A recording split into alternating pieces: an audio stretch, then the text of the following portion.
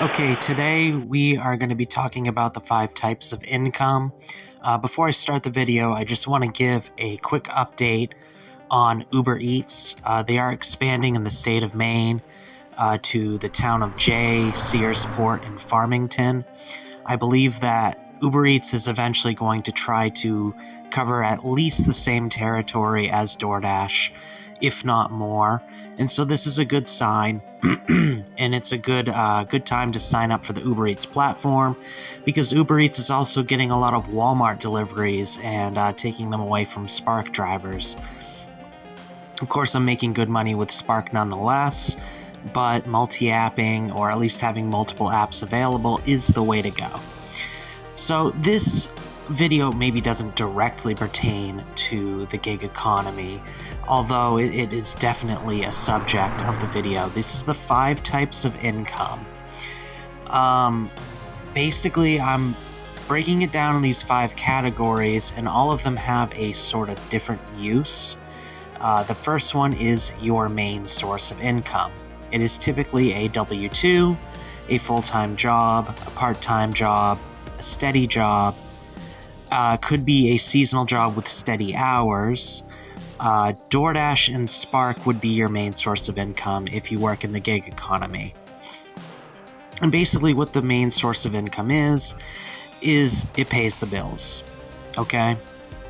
The second one is side hustle income. This is DoorDash, Spark, Instacart, Uber Eats, Rideshare, which is Uber and Lyft, Roadie, Skipcart, catering delivery, which is Deliver That and other apps, temp gigs through a staffing agency, medical delivery like Drop-Off, luggage delivery, Grubhub, etc. Most of the time, your side hustle income will be $10.99, and the good thing about side hustle income is it will cover your bills when your W-2 income is insufficient. And if your W-2 income isn't sufficient, I put down that this income may be used for saving money or paying off debt. And paying off debt pays major dividends, because typically for like credit cards or whatnot, you're paying 18% of that on average for interest. And of course, if you're in debt, you could possibly have late payment fees and minimum payments and blah blah blah. It really pays to get out of debt. So that's side hustle income. The third one is supplemental income. It could be gig apps, the ones that I listed above, but it also includes mystery shopping like Bestmark, Field Agent. Also, I put down Rapify, Carvertise, mobile ads. So wrapping your car in an ad, I think, could be a good way of making supplemental income. At this point, you're looking at about $100 a month. So I think the difference between supplemental income and side hustle income is that supplemental income is more along the lines of fun money, what I call. It's, hopefully your W-2 and your DoorDash gig is covering your bills. So if you're making an extra $100 a month wrapping your car in an ad, it kind of makes sense that this money will either be saved or be used for something that you want, something that you enjoy. Okay, and there probably are other examples of supplemental income, but that's what I could think of off the top of my head. Situational income is income streams that you use in certain situations. I listed at-home side hustles because I'm thinking the situation is cars in the shop, big storm hits, you can't leave the house, lockdown, etc.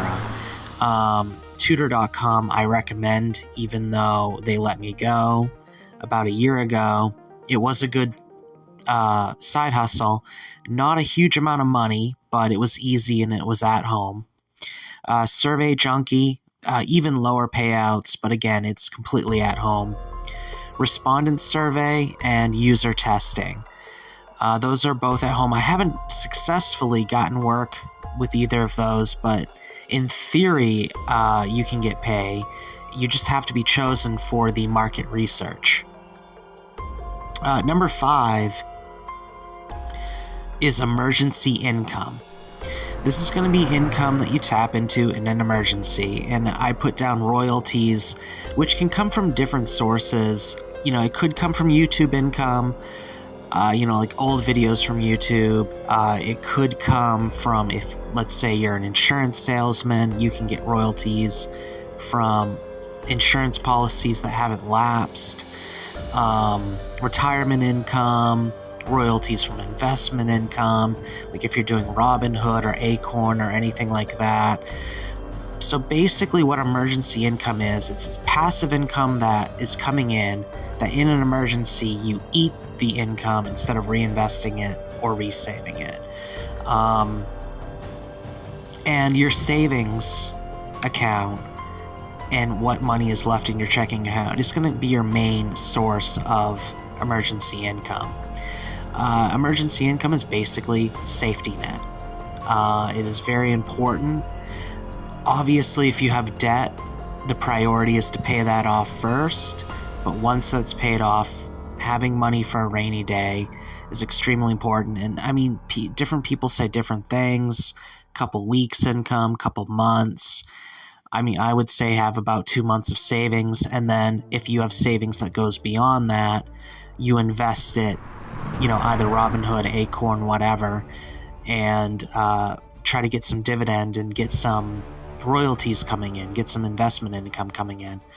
But yeah, those are the 5 types of income. I'm also going to do a video on the 5 types of lifestyle, which is basically all centered around money.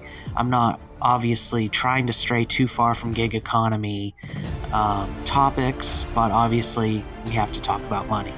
So I hope you enjoyed the video, and see you in the next one.